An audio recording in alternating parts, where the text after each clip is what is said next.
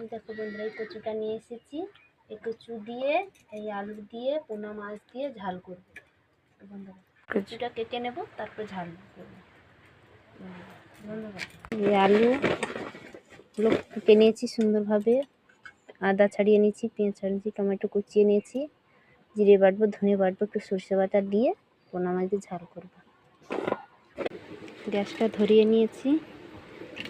এই আলু কচুগুলো দিয়ে দেব।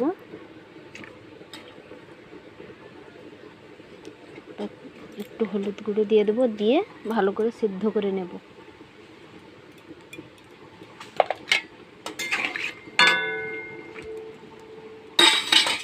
তারপরে ঢাকনা দিয়ে দিচ্ছি। কচুটাকে ভালো করে কষিয়ে নেব। এইভাবে ঝোলটা বানিয়ে নিয়েছি। বন্ধু, কেমন হয়েছে ঝোলটা?